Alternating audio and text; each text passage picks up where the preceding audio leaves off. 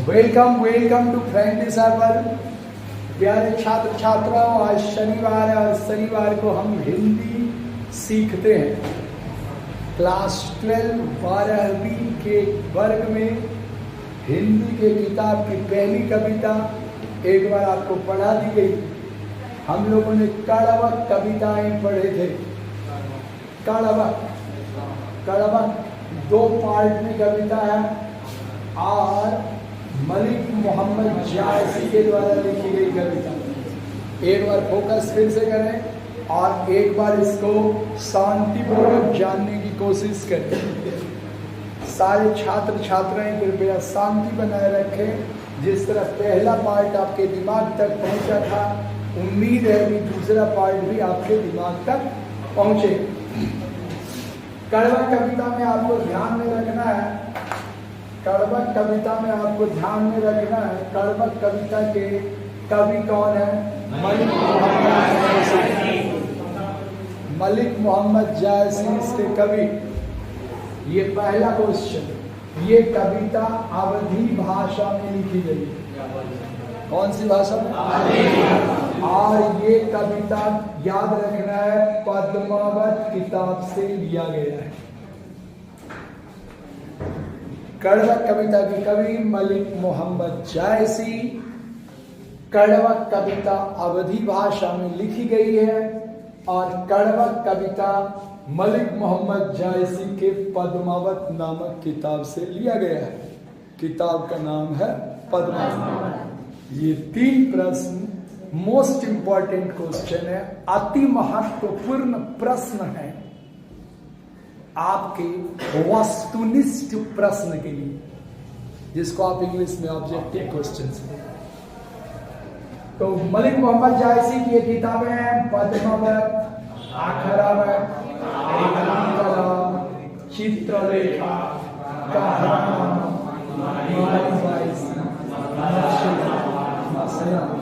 ये सब किताबें, जिसमें मुख्यतः 2 किताब का नाम आपको याद रखना है, पद्मावत और आखरावत।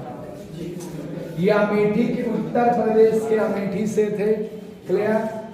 इनके पिता का नाम शेख ममरेज था और गुरु का नाम शेख मोहिनी। राइट? ये बचपन से साधु संत फकीरों के साथ चले गए। इनके चेहरे पर चेचक का दाग था। इनके चेहरे पर चेचक का दाग था। इनकी बाईं आंखें नहीं थी। इतना बात पिछले बार भी हम लोग पढ़ चुके हैं। राइट ना? No problem. ये इतना बार बोले जाए कि बोल बोल के हमको याद आ जाए। कड़वक कविता में हम लोग पढ़ चुके थे। कड़वक में कवि बोलते हैं, कवि का कहना है, कोई भी चीज में अगर कमियां होती हैं तो फिर वही कमी उसके गुण को उजागर कर देता है और उसको महान बना देता है। जरूरत है आपको अपने कर्म पथ पर चलते रहने का, रुकना नहीं।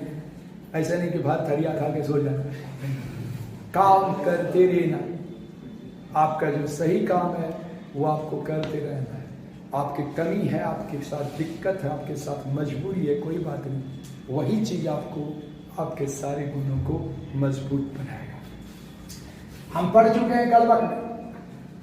एक नयन कवि मोहम्मद गुनी, मोहम्मद कवि मलिक मोहम्मद जायसी एक नयन के कवि हैं, गुनी किंतु गुणवान है। पढ़ चुके हैं। ये कवि सुनी जिसने कवि को सुना, सोई विमोहा हुए आकर्षित हो गए। क्या हो गए? जिसने कवि को सुना वे आकर्षित हो गए। ये चीज हम पढ़ चुके हैं।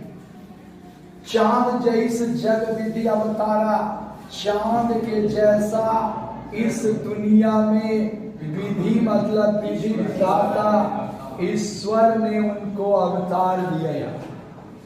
मलिक मोहम्मद जायसी को ईश्वर ने चांद के जैसा इस पृथ्वी पर जन्म दिया है। बात दिमाग तक पहुंचाइए। दिन ने कलंक तो दिया है। हिंदी भाषा लग रहा है। और जितना क्षेत्रीय भाषा है सब हिंदी के ही रूपांतरण है। चाहे अंगिका हो, मैथिली हो, हिंदी हो, उसी का क्षत्रिय भाषा, थोड़ा सा रूपांतर। दिन कलंक कलंक तो दिया है, किन्न उजियारा, लेकिन दुनिया को उजियारा कर रहे हैं। जैसे चांद दिख रहा है, चांद पे भी धब्बे हैं, लेकिन चांद पूरी दुनिया में उजियारा फैला रहा है। इसी वजह से हम चांद की पूजा भी करते हैं, सारे धर्म में चांद की पूजा होती है। मोहम्मद शाह से कहना चाहते हैं कि मुझे भी कलंक दिया गया है चांद की तरह, मेरे भी चेहरे पर धब्बे, एक आंख नहीं है, फिर भी अपने ज्ञान से किन्न उजियारा, पूरी दुनिया को मैं उजाला फैला रहा हूं। पिछले क्लास में आप ये पढ़ चुके हैं, एक बार और ओके। अगला पद हम लोग पढ़े थे भैया मेरे, अगला पद हम लोग पढ़े थे, जग सूझा, कवि को पूरी दुनिया सूझ जाती है, दिख जाती है। जग मतलब संसार, जग मतलब संसार। जग सूझा एक ही नहीं नहा, कवि कहते हैं मुझे एक ही आंख से पूरी दुनिया दिख जाती है, एक ही आंख से पूरी दुनिया दिख जाती है। ठीक उसी तरह उबा शुक, जैसे शुक्र तारा उगता है। कौन सा तारा? शुक्र तारा उगता है। असनखता महा, सारे नक्षत्रों के बीच, सारे नक्षत्रों के बीच में जैसे उगता है। ये जितना तारा नजर आ रहा है, नजर आ रहा है, इसमें से आप देखो ये तारा, कौन सा तारा? ये तारा हुआ शुक्र तारा, सबसे ज्यादा चमकीला। कभी कहते हैं एक नहीं, एक आंख नहीं होने के बावजूद, चेहरा बदसूरत होने के बावजूद भी मैं लोगों के बीच में शुक्र तारा की तरह चमकता रहता हूं। इसका मतलब सूरत, सुंदरता मायने नहीं रखता, मायने रखता है ज्ञान, मायने रखता है गुण, मायने रखता है आप में कितना सारा क्षमता है, कितना सारा गुण। अबुल कलाम साहब ज्यादा अच्छे दिखने में नहीं थे, गुण इतना ज्यादा था, मिसाइल मैन बन गए, फिर भारत के राष्ट्रपति बन गए, पूरी दुनिया झुककर उनको सलाम करता था, अब भी करता है। राइट ना? जो लही अम्बही डाब न होई, यदि आम के अंदर उसके डाब न होते, डाब का दो अर्थ लगाए जाते, गुठली, एक कहीं कहीं पर उसका अर्थ मंजर भी लगता। आम के अंदर अगर तीता डाब नहीं होते, ठीक है, तो लही सुगंध बशाई न सोई, तो उसमें सुगंध और स्वाद नहीं बसते। गुठली तीता होता है, वही तीतापन उसकी कमी है, वही कमी आम के गुण को बढ़ा देता है, उसे स्वादिष्ट और सुगंधित बना देता है। ठीक है, कहीं कहीं पर आपको डाब का मतलब मंजर भी मिलेगा, ठीक, वो भी आप लिखोगे सही, अपनी जगह पर वो भी सही। राइट, ये भी हम लोग पढ़ चुके थे। अगला पद हम देख डाले भाई, ध्यान दीजिएगा प्यारे छात्र छात्राओं, मैं कोशिश करूंगा कि बातें आप तक पहुंच जाए, आपके दिमाग में हमेशा के लिए सेट रहे। आप बगल वाले को पढ़ा सकते हो अगर आप ध्यान देंगे तो। मलिक मोहम्मद जायसी साहब का कहना है, किन्न समुद्र पानी जो खारा, यदि समंदर का पानी खारा नहीं होता, खारा मतलब नमकीन, यदि समंदर का पानी खारा नमकीन नहीं होता, तो अति भय असूझ अपारा, तो वह असूझ और अपार नहीं होता, वह अति नहीं होता, विशाल नहीं होता, असूझ नहीं होता, मतलब इस पार से उस पार तक आपको सूझेगा नहीं, इतना बड़ा है। अपारा, इस पार से उस पार आप तैर कर पार नहीं कर सकते। अवगुण इसका क्या हुआ? उसके पानी खारा है, इंसान तो इंसान, जानवर भी नहीं पी सकता। एक अवगुण अगर हुआ, एक कमियां हुई, अवगुण उसको नहीं बोल सकता, एक कमियां हुई तो दूसरा गुण उसको क्या मिला, इतना विशाल बन गया कि वो अपार है, असूच, अपार असूच। इसका मतलब हमारे अंदर की कमियां हमें रोक नहीं सकती। हम गरीब हैं, पिछले दिन में बताए, हम गरीब हैं, हमारे ढेर सारे प्रॉब्लम है। कुछ स्टूडेंट के पापा नहीं है, कुछ स्टूडेंट के मम्मी नहीं है, कुछ ऐसे बेचारे स्टूडेंट है पापा मम्मी दोनों नहीं है। लेकिन ये कमी ही उसको टॉप पर ले जाएगा यदि वह अपना काम सही करता रहेगा तो। किसी भी कमी को कमी मत बनाओ, उसको अपनी ताकत बनाओ। वही कमी को ताकत बनाओ, आप बहुत बड़े हो जाओगे, महान बन जाओगे। सुमेरु एक पर्वत का नाम है ना? जैसे हिमालय पर्वत है, सुमेरु पर्वत है, नीलगिरी पर्वत है।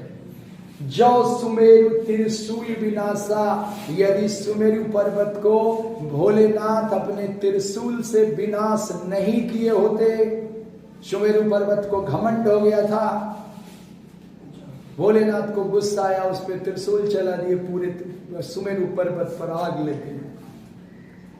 यदि सुमेरु पर्वत को त्रिशूल से विनाश नहीं किया गया होता, भाग कंचन गिरी लाग आकाशा, तो आकाश से वह सोने का पर्वत नहीं लगता, मन नहीं दिखता। हुआ क्या? कंचन मतलब सोना, गिरी मतलब पर्वत। सुमेरु पर्वत को आसमान से देखोगे या उसके करीब जाकर देखोगे तो ठीक ये सोने के पर्वत की तरह नजर आए। तो भोलेनाथ ने पहले तो उसको आग से जला दिया त्रिशूल मार करके, फिर जब उनका गुस्सा ठंडा हुआ तो फिर उसको सोने का बना दिया। एक अवगुण अगर तुमको दिया गया, एक कमियां दी गई कि तुम जले हुए नहीं दिखो, तो तुमको सोने का बना दिया, सोने के रंग का बना।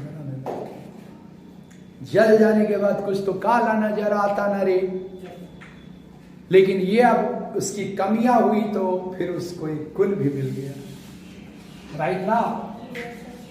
अब यहां से आइए, कंचन मतलब सोना, ये लास्ट वाला लाइन को यहां से, कांच मतलब कच्चा, यहां कलंक का मतलब हो जाएगा कोयला।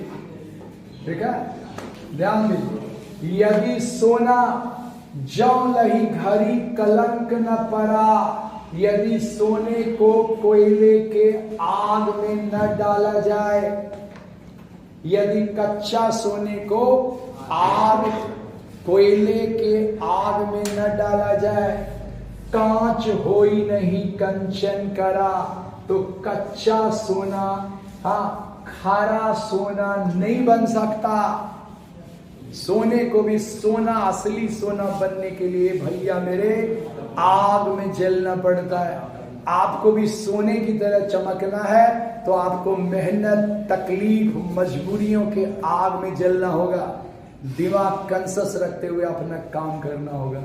आप भी सोने की तरह चमक सकते हैं, लेकिन हर चीज को उपयुक्त बनने के लिए, महान बनने के लिए कहीं ना कहीं तकलीफें झेलनी पड़ती है, और वही कमियां, वही तकलीफें उसको चमका देता है। ये भी तो हम लोग पिछले दिन पढ़ चुके हैं। राइट ना? लास्ट में कभी कहते हैं, एक नयन मैं एक आंख वाला हूं, एक आंख वाला कवि हूं, जस दर्पण दर्पण के जैसा हूं, आईने के जैसा, और ते ही निर्मल भाऊं, और उसी के तरह का पवित्र हूं। आप आईना को बढ़िया से साफ कर दो, आईना बिल्कुल पवित्र और निर्मल नजर आएगा। कभी कहते हैं मैं एक आंख वाला कवि होने के बावजूद ठीक दर्पण के जैसा हूं। दर्पण माना, हाँ, आईना के जैसा हूं, और ते ही निर्मल भाऊं, और उसी के जैसा मैं पवित्र और निर्मल हूं। सब रूपवंत सारे के सारे, सुंदर सुंदर लोग, रूपवंत माना सुंदर सुंदर लोग, गही एक झुंड बना के आते हैं, मुख जो वही, और इस बदसूरत इंसान का मुख टकटकी लगा के देखते हैं। कई चाव, बड़े ही चाव से, या तो बोल सकते हो उनका चरण छूते हुए। मतलब इतने बदसूरत इंसान को सुंदर सुंदर लोग टकटकी लगा के देख रहे हैं। वजह ज्ञान। वजह क्या हो? ज्ञान और गुण। ज्ञान और गुण हमेशा के लिए आपको महान बना देता है। सुंदरता केवल क्षणिक होता है, कुछ देर के लिए। राइट ना? ये हम पढ़ चुके थे, हमको लगता है आपके दिमाग तक आया। ये कविता हमें सीख देती है कि हमारी कमियां हमारे गुणों को उजागर करता है, हमें महान बनने को आगे बढ़ाता है, अग्रसर करता है। राइट ना? इसलिए अपने कमी को कमी ना समझो, उसी कमी के कारण तुम मेहनत करो, काफी मेहनत करो, सही रास्ते पर रहो। आने वाला समय तुम्हारा है। आने वाला समय तुम्हारा है। तुम महान बनोगे, लोग तुम्हारे आगे पीछे करेंगे, लोग तुमसे बात करना चाहेंगे, लोग तुमसे मिलना चाहेंगे। क्लियर? वरना आइए इसके प्यारे छात्र छात्राओं, हम लोग चलेंगे कड़वक कविता के दूसरे पार्ट पर। कड़वक कविता के दूसरे पार्ट पर अब हम लोग चलेंगे। कड़वक कविता के पार्ट 2। आइए कड़वक कविता का पार्ट 2 देखते हैं। इसमें कवि क्या कहना चाहते हैं भैया? कड़वक कविता के पार्ट 2 में कवि कहना चाहते हैं, पार्ट 2 ये है ना? टेक योर अटेंशन प्लीज, कृपया ध्यान दें देश के लिए। देश के लिए कृपया ध्यान दें। जो बच्चा थोड़ा ध्यान से सुनेगा मेरी बात, सोने की कोशिश जो बच्चा नहीं करेगा, परीक्षा में मेरी सारी बात उसको याद आएगी। हाँ, जिस समय प्रश्न सेंटेंस आपके सामने रहेगा, प्रश्न आपके सामने रहेंगे, वाक्य आपके सामने रहेंगे, मेरी बात याद आ जाएगी और आप लिख जाओगे। और परीक्षा में बोला भी जाता है यथासंभव पड़ोसी का देख देख के लिए, तो यथासंभव अपने शब्दों में। हाँ बोला, हाँ हम भूल गए, हम सोचे पड़ोसी का देख देख। इस कविता में कवि कहना चाह रहे हैं, मोहम्मद मतलब कवि मलिक मोहम्मद शाह। मोहम्मद साहब कहते हैं यही कवि इस कविता को जोड़ी सुनावा, हम जोड़ जोड़ कर सुना रहे हैं। शब्दों को जोड़ जोड़ कर, वाक्यों को जोड़ जोड़ कर कवि कहते हैं मोहम्मद साहब यही कवि। यहाँ कवि का मतलब कविता हो गया। हाँ, कविता को जोड़ी सुनावा, जोड़ जोड़ कर मैं सुना रहा हूं। शब्दों को जोड़ जोड़ कर, वाक्यों को जोड़ जोड़ कर, उपमा और उपाधि को जोड़ जोड़ कर मैं सुना रहा हूं। सुना जो प्रेम पीर का पावा। हाँ, जो भी इसको सुना वह प्रेम का दर्द समझा। प्रेम का दर्द पाया मतलब समझा। जो कोई मेरी कविता को सुना वह प्रेम पीर मतलब प्रेम के दर्द को पाया, मतलब उसको समझ पाया। मोहम्मद कवि कहते हैं कि मोहम्मद यही कवि जोड़ सुनावा। मोहम्मद साहब इस कविता को जोड़ जोड़ कर सुना रहे हैं। जो सुना जो प्रेम पीर का पावा, जिस किसी ने इसको सुना वह प्रेम के दर्द को पाया अर्थात समझा। प्रेम के दर्द, प्रेम पीर मतलब प्रेम का दर्द। राइट? जोरी लाई, जोरी माना जोरी लाई रकत के लेई। मैंने इस कविता में अपने रक्त की लेई को जोड़ा है। लेई बनाते हैं ना पोस्टर वगैरह साटने के लिए, अपने खून की, अपने रक्त की लेई बनाकर इस कविता में डाला है। मतलब हाथ काट के खून निकाल दिया नहीं, रक्त की लेई बनाकर डालना। इसका मतलब हम बोलते हैं ना, हमने खून पसीना एक कर दिया, मतलब कठिन से कठिन मेहनत किया।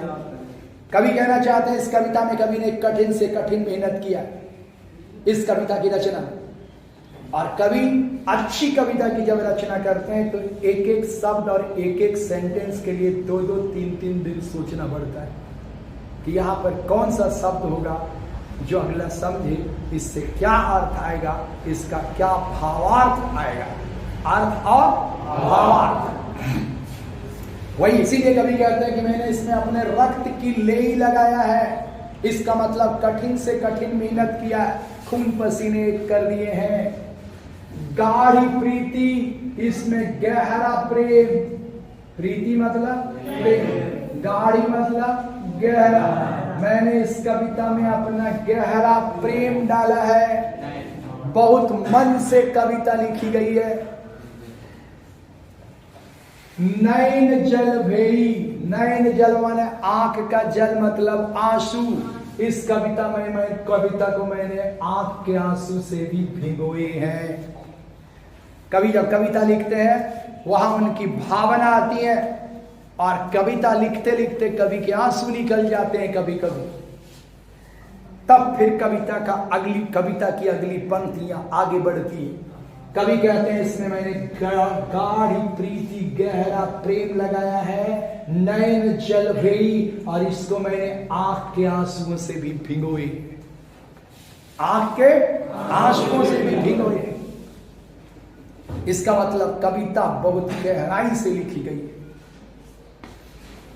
अब कवि कहते हैं औ मन जानी, और मैं मन से जानकर, मन जानी मतलब मन से जानकर, मतलब मन से या सोच कर, जानकर मतलब सोच कर। कविता असकिन्हा, इस कविता को कहा, मैं ये मन से सोचकर इस कविता को कहा। मकु यह रहे, मैं रहूं न रहूं जगत दुनिया में महचिन्हा। यह कविता मेरा चिन्ह बनकर, मेरी निशानी बनकर रह जाएगी।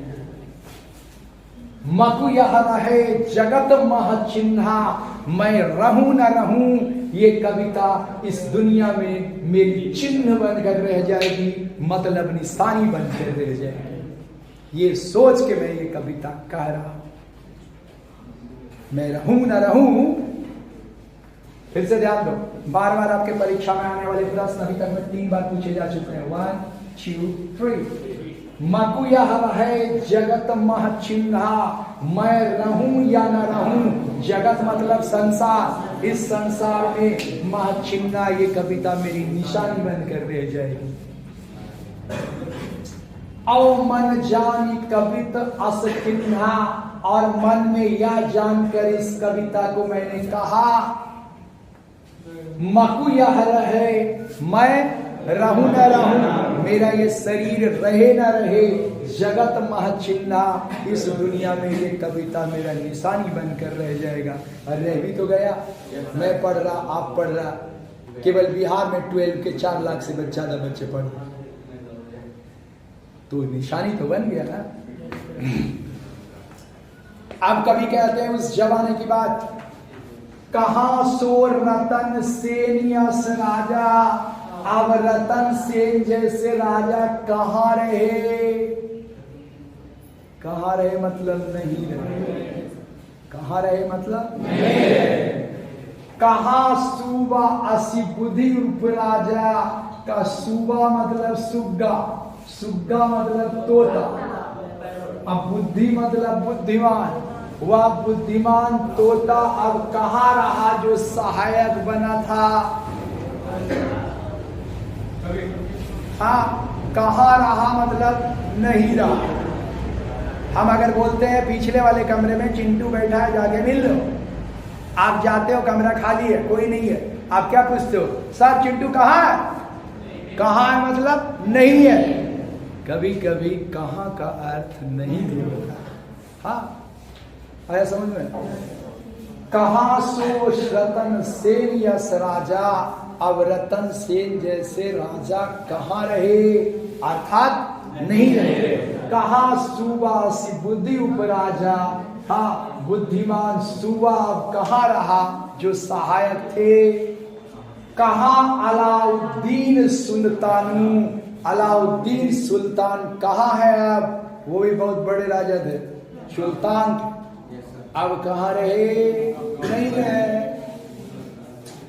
कहाँ राघव जय किन्न बखाना, अब राघव कहाँ रहे जो हमेशा हाँ व्याख्या और बखान किया करता था, अब वो भी नहीं है। यस, कहा स्वरूप पद्मावती रानी, अब वह सुंदर स्वरूप माने सुंदर, अति सुंदर को हम लोग स्वरूप बोलते, अति सुंदर, वह अति सुंदर पद्मावती रानी अब कहाँ है। पद्मावती रानी और रतन सेन की कहानी बहुत लंबी है, ढेर सारी कहानियां, उन्होंने बहुत सारे अच्छे अच्छे काम किए, ठीक है। अब ये भी नहीं है। इसी पद्मावती के नाम पे जिस कविता से जिस किताब से कविता लिया गया है, पद्मावत नाम रखा गया। कवि कहते हैं का स्वरूप पद्मावती रानी, अब वो पद्मावती रानी कहाँ है, अर्थात नहीं है, कोई न रहा, जग रही कहानी, कोई भी नहीं रहा, सिर्फ दुनिया में उनकी कहानियां रह गई। जिसने अच्छे अच्छे काम किए वो सब कोई नहीं रहा, सिर्फ उनकी कहानियां रह गई। जग माने दुनिया, संसार, सिर्फ संसार में उनकी कहानियां रह गई। गांव में बहुत सारे लोग मरते हैं, 6 महीने में भूला जाते हैं, फिर चर्चा नहीं करते। शहर की हालत और खराब है, शहर में लोग मरते 21 दिन में भूला जाते, साफ। ऐसा मरना क्या, कुछ अच्छे काम करके मरिए, जो आपके जाने के भी भी हर जगह आपकी चर्चा होती रहे, आपकी कहानियां रह जाएगी। आया समझ में, दिमाग झाड़ ऐसे। हाँ, फिर से देख, ये भी बार बार पूछा गया, कई बार पूछा गया ये सेंटेंस, का स्वरूप नहीं, कहा अलाउद्दीन सुल्तानू, अलाउद्दीन सुल्तान अब कहाँ है, अर्थात नहीं है। कहा राघव जय किन्न भगानू, अब राघव भी नहीं है जो व्याख्या और बखान किया जाए, राइट ना। का स्वरूप पद्मावती रानी, अब सुंदरवती पद्मावती रानी भी कहाँ है, अर्थात नहीं है, कोई न रहा, जग रही कहानी, दुनिया में अब कोई नहीं रहा, सिर्फ उनकी कहानियां रह गई। अच्छे अच्छे काम करो, कहानियां रह जाएंगी।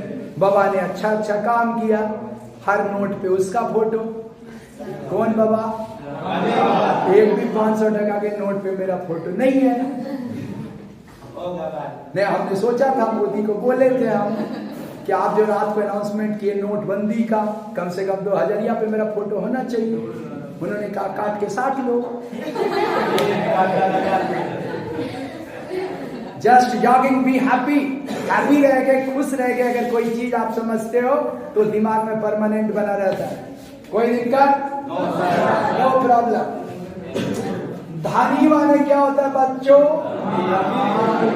यहाँ पर धनी माने हो जाएगा धन्य, मान्यवर, मान्यवर मैं आपसे मिलके धन्य हो गया, माने धन्य हो गया, मतलब मैं सौभाग्यशाली समझता हूं अपने आप को जो आपसे मिलने पाया। आया समझ में?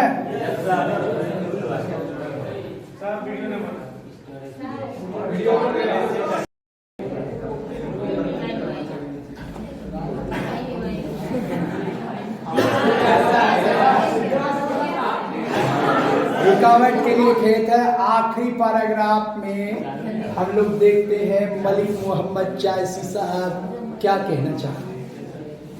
धनीशो पुरुष, पुरुष माने हो गया आपका पुरुष, पुरुष माने हो गया आदमी। वह आदमी धन्य है जिसने जस कीर्ति जासु जस और कीर्ति कमाए हैं, नाम कमाए हैं, कीर्ति कमाई है, यश कमाया है, अच्छा अच्छा काम करके नाम, जिसने नाम कमाए हैं, जिसने यश कमाया है, जिसने कीर्ति कमाई है, बोलते ना उसकी कीर्ति जगह जगह फैल रही है, मतलब उसके नाम फैल रहे हैं। अच्छा काम के लिए जो नाम फैलता है उसी को यश और कीर्ति कहलाते हैं। इसको हम लोग बोलते हैं, इसको हम लोग बोलते हैं यश,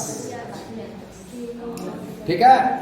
कभी कहते हैं धनीशो पुरुष व आदमी धन्य है, जस कीर्ति जासु, जिसने यश कीर्ति नाम और ख्याति कमाए हैं। फूल मरे पे मरे न बासु, फूल मर जाता है लेकिन उसके वास नहीं मरते, मतलब गंध नहीं मरते। नहीं बोलते वास आ रहा है, मतलब गंध आ रहा है। पेड़ पौधे से फूल को तोड़ लो, कुछ देर में मुरझा जाएगा, वो मर जाएगा, लेकिन उसके गंध नहीं मरते, सुगंध नहीं मरते, उससे खुशबू आती रहती है। फूल मरे पर मरे न बासु, फूल मर जाता है लेकिन उसके सुगंध नहीं खत्म होते, वो नहीं मरते। ठीक उसी तरह वह व्यक्ति धन्य है, धनिशो पुरुष, वह व्यक्ति वह आदमी धन्य है, जस कीर्ति जासु, जिसने यश कीर्ति नाम कमाए हैं अच्छे काम के लिए। वो तो मर जाएगा लेकिन उसके नाम, उसकी कहानियां, उसकी कीर्ति चलती रहेगी। राइट ना? अब अगला सेंटेंस बहुत शानदार है, ध्यान दीजिए। के न जगत जस बेचा, जस माना कीर्ति, नाम। दुनिया में ना तो कोई यश कीर्ति नाम ख्याति को बेच पाया, के न लिन्ह जस मोल, और ना ही कोई नाम ख्याति जस कीर्ति को खरीद पाया। ये खरीदने बेचने की चीज नहीं है, ना ही किसी को देने की चीज है। ये हर इंसान का अपना अपना अच्छे काम से प्राप्त किया हुआ मान सम्मान होता है। फिर से देखिए इस लाइन को, कई बार परीक्षा में पूछे गए। के न जगत जस बेचा, कोई भी इस दुनिया में यश को नहीं बेच पाया, मतलब नाम ख्याति कीर्ति को नहीं बेच पाया। हाँ, के न लिन्ह जस मोल, और ना ही कोई इसको मोल ले पाया, माना कोई खरीद भी नहीं पाया। यश कीर्ति नाम ख्याति न तो बेचने की चीज है, न तो खरीदने की चीज है। जो यह पढ़े कहानी, कभी कहना चाहते हैं मेरी ये कहानी कविता के रूप में जो पढ़ रहा है, जो पढ़ेगा, हाँ, हम सवरें, इससे मैं भी सवर जाऊंगा, मैं भी महान हो जाऊंगा। दुई बोल, आपके दो बोली से। आप अगर इसको पढ़ोगे तो मलिक मोहम्मद जायसी के बारे में दो बोली बोलोगे, उनके बारे में चर्चा करोगे, तो वो भी महान हो गए। उनकी भी कहानियां चल रही है इस कविता के रूप में, कहानी के रूप में। कभी कहते हैं जो यह पढ़े कहानी, जो इस कहानी को पढ़ेगा, हम सवरे तो हम भी सवर जाएंगे, हम भी महान हो जाएंगे। दुई बोल, आपके सिर्फ दो बोली से, दो चर्चा के शब्द से मैं भी महान हो जाऊंगा। क्लियर? अब मैं एक बार बोलता हूं इधर से कविता के रूप में, आप लोग कम आवाज में उधर से इसकी हिंदी बोलोगे, स्लो साउंड, चिल्लाना नहीं। मोहम्मद यह कवि जोरी सुनावा,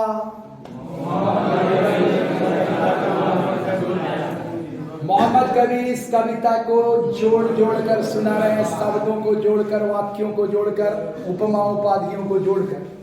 सुना जो प्रेम पीर का पावा, जो कोई इस कविता को सुनेगा वह प्रेम के दर्द को पाएगा, अर्थात समझ लेगा। जोरी लाई रकत कै लेई,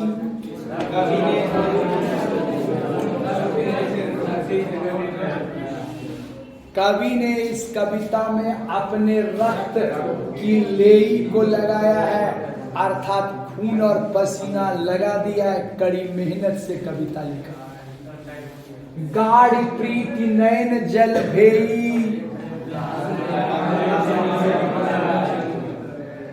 क्या बात है, बोलने बोले ना।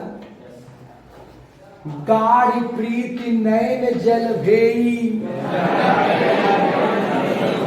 कवि ने इस कविता में गहरा प्रेम और अपने आप के आंसू से भिगोए हैं। औ मन जानी कवित अस किन्हा, और मन में यह जानकर, यह सोचकर मैं ये कविता कह रहा हूं, मकु यह रहे जगत में चिन्हा, चिन्ह रह जाए। राइट?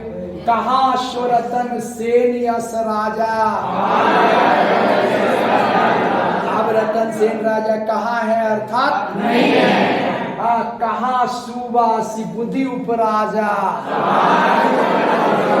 अब वह बुद्धिमान तोता भी नहीं है जो सहायक हुआ करता था। कहाँ अलाउद्दीन सुल्तानू। अब अलाउद्दीन सुल्तान भी कहाँ रहे, अर्थात नहीं रहे। कहाँ राघव जे किन्न बखानू। अब राघव भी नहीं रहे तो व्याख्या किसकी करे। हाँ, कहाँ स्वरूप पद्मावती रानी। अति सुंदर पद्मावती रानी भी अब कहाँ रही। कोई न रहा जग रही कहानी। कोई भी नहीं रहा दुनिया में, सिर्फ अब उनकी कहानी। धनिशो पुरख जस कीर्ति जासू। धन्य वह पुरुष व आदमी जिसने कीर्ति कमाए हैं। फूल मरे पर मरे न बासु। फूल मर जाता है लेकिन उससे खुश नहीं। कई जगत जस बेचा। दुनिया में कोई भी यश कीर्ति नाम को न बेच सका। जस मोल ले सका, मतलब खरीद सका। जो यह पढ़े कहानी हम सबरे मर जाएंगे, महान हो जाएंगे। दुई बोल। मुझे लगता है छात्र छात्राओं की कविता आपके दिमाग तक पहुंचा। रात में एक बार अपने किताब में ये पढ़ते हुए आप उसका हिंदी लगाओगे, एक बार हमेशा के लिए दिमाग में रहेगा। आप ये कविता दूसरों को पढ़ा सकते हो।